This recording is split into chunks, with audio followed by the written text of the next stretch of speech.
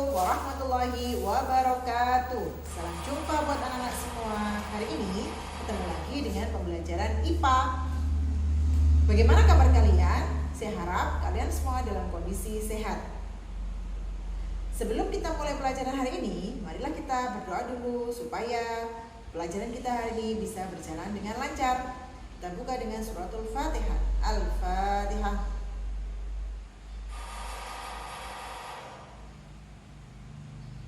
Alhamdulillah, marilah kita lanjutkan pertemuan hari ini. Kemarin kalian sudah belajar tentang warisan sifat, yaitu tentang istilah-istilah dalam persilangan dan juga persilangan monohibrid. Hari ini kita akan belajar tentang persilangan dihibrid. Mengapa kok kita harus belajar tentang persilangan dihibrid? Tujuan belajar kita hari ini adalah satu, kalian bisa menjelaskan apa itu persilangan dihibrid. Yang kedua, kalian bisa menentukan perbandingan fenotip F2 pada persilangan dihibrid dan juga bisa menentukan perbandingan genotip F2 pada persilangan dihibrid. Apa itu persilangan dihibrid? Persilangan dihibrid adalah persilangan yang memperhatikan dua sifat beda. Perhatikan betul bahwa ini adalah dua sifat berbeda. Misalkan kita mau menyilangkan sapi. Sapi ini memiliki tanduknya pendek yang satunya. Warnanya putih. Disilangkan dengan sapi tanduk panjang, tapi rambutnya hitam. Berarti yang kita silangkan adalah memperhatikan panjang pendek tanduk dan warna rambut pada sapi. Contoh lain adalah kita mau menyilangkan tanaman. Misalkan tanaman mangganya buahnya besar, tapi rasanya masam. Mau kita silangkan dengan buah mangga yang buahnya kecil tapi manis. Berarti pada persilangan ini yang diperhatikan adalah dua sifat juga, yaitu besar kecilnya buah dan rasa dari mangga. Dengan persilangan hibrid, nanti kita bisa mengetahui perbandingan fenotip dan genotip keturunan kedua. Contohnya adalah sebagai berikut. Bagaimana cara kita menyelesaikan persilangan hibrid? Pada kacang ercis buah bulat warna kuning dengan kacang ercis buah keriput warna hijau. Tentunya kita harus tahu dulu parentalnya. Parental kesatunya apa? Oke. Dari pernyataan itu diketahui bahwa parental satunya adalah biji bulat warna kuning dengan gen B besar, B besar, K besar, K besar, disilangkan dengan kacang ercis biji keriput warna hijau dengan gen B kecil, B kecil, K kecil, K kecil. Nah, dari sini kita dapat menentukan bahwa gametnya nanti pada jantannya mengandung gen B besar, K besar, dan untuk yang betina mengandung gen B kecil, K kecil. Dari sini kita tahu bahwa nanti pada hasil F1, gabungan antara gen B besar, K besar dengan B kecil, K kecil akan menghasilkan anak pertama atau F1 dengan susunan gen B besar, B kecil, K besar, K kecil dengan fenotip kacang yang dihasilkan adalah kacang biji bulat dan kuning 100%. Jikalau hasil F1 ini kita silangkan sesama F1-nya, maka kita akan tahu hasil perbandingan fenotip dan genotip pada F2-nya. Bagaimana caranya?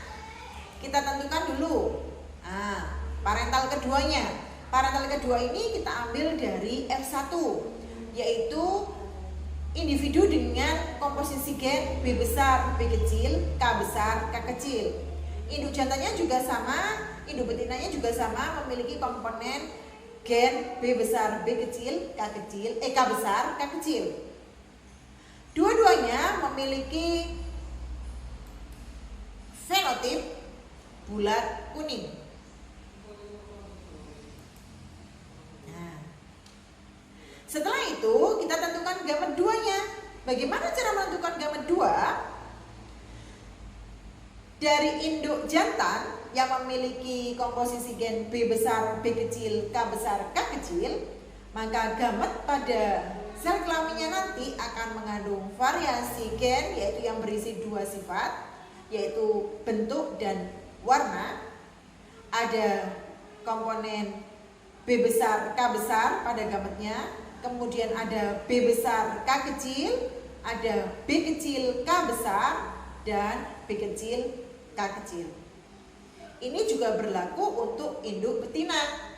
Sama, pada sel kelaminnya nanti juga akan mengandung variasi gen atau komposisi gen B besar, K besar, B besar, K kecil, B kecil, K besar, dan B kecil, K kecil. Berarti dari dua sifat beda ini nanti setiap gamet akan memiliki 4 variasi gen. 4 variasi gen yaitu gen warna dan juga gen bentuk biji. Dari 4 variasi ini nanti bagaimanakah untuk F2-nya atau anakan keduanya? Perhatikan berikut. Nah, untuk menyelesaikan persilangan di hibrid kita dibantu dengan papan catur punet. Masing-masing gamet yang dihasilkan atau variasi gen yang ada pada gametnya silakan kalian tulis pada masing-masing kolom.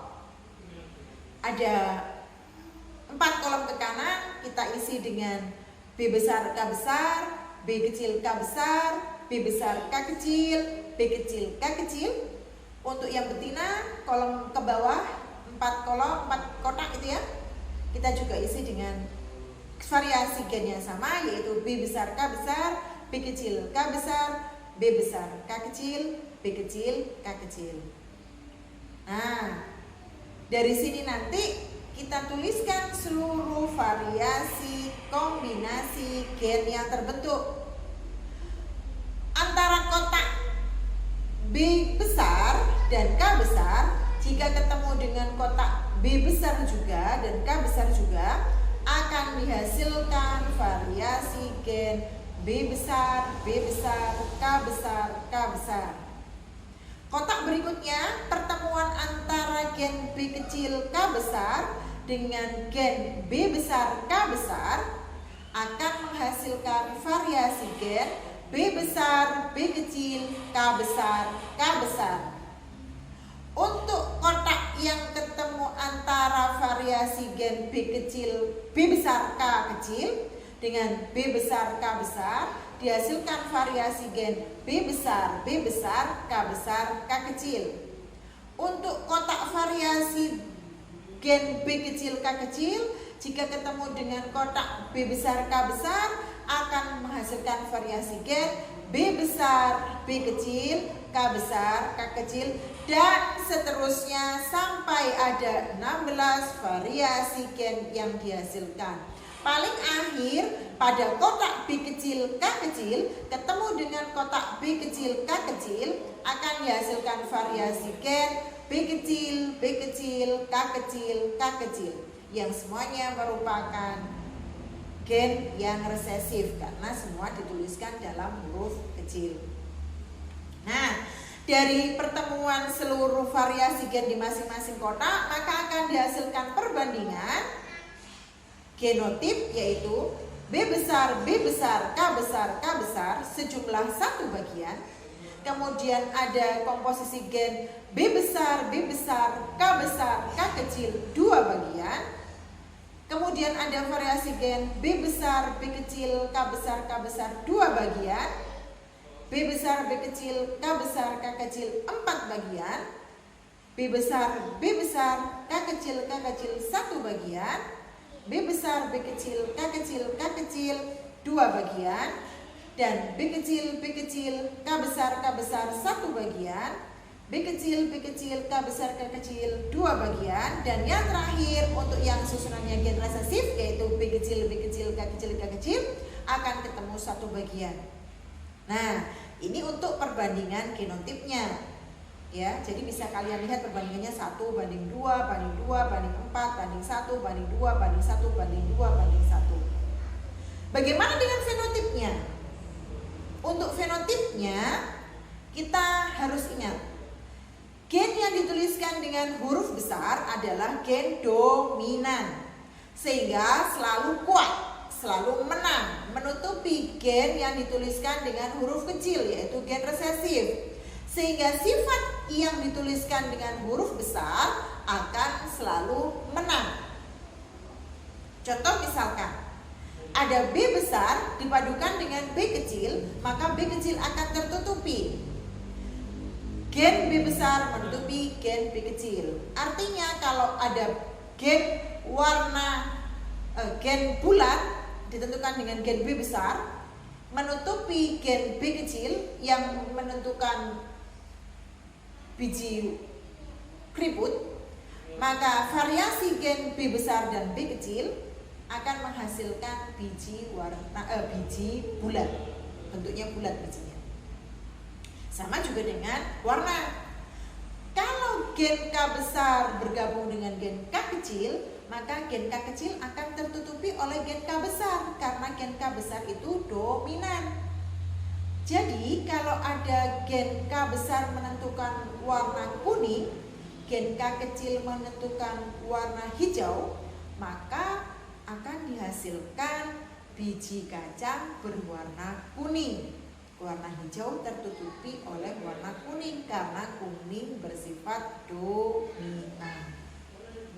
Dari seluruh perbandingan genotip F2 yang sudah dituliskan di situ, ya, pada slide di situ, dari perbandingan genotip di atas dapat diketahui bahwa untuk perbandingan fenotipnya pada F2 dihasilkan biji bulat kuning 9 bagian, bulat hijau 3 bagian, keriput kuning 3 bagian, dan keriput hijau 1 bagian. Dari persilangan dihibrid di atas dapat disimpulkan bahwa sebagaimana yang dilakukan oleh Pak Mendel, persilangan dihibrid ini mengikuti hukum 2 Mendel. Hukum 2 Mendel ini disebut sebagai hukum penggabungan bebas. Apa artinya? Pada saat gamet terbentuk atau pada saat proses pembentukan gamet, alel pasangan gen atau variasi gen yang menentukan karakter-karakter yang berbeda dapat bergabung secara bebas satu sama lain. Artinya, gen-gen penyusun pada saat proses pembentukan gamet dapat bergabung secara bebas antara satu dengan yang lainnya. Contohnya, B besar bisa bergabung dengan K besar, B kecil bisa bergabung dengan K besar, B kecil bisa bergabung dengan K kecil. Inilah yang nantinya akan menghasilkan variasi-variasi secara bebas, sehingga akan dihasilkan turunan yang memiliki fenotip yang bervariasi dengan perbandingan 9:3:3:1. Oke, demikian untuk penjelasan persilangan dihibrid kali ini. Sebagai latihan, silahkan kalian kerjakan dan kirimkan ke WA Bula. Jangan lupa difoto, ya. Kirim ke WA Bula langsung.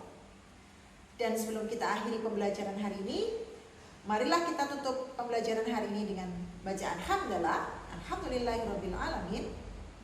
Semoga kalian tetap dalam keadaan sehat dan terus semangat dalam belajar untuk mencegah penyebaran COVID-19. Jangan lupa selalu pakai masker, sering cuci tangan, dan jaga jarak. Kita ketemu lagi di pertemuan berikutnya. Sehat selalu dan wassalamualaikum warahmatullahi wabarakatuh.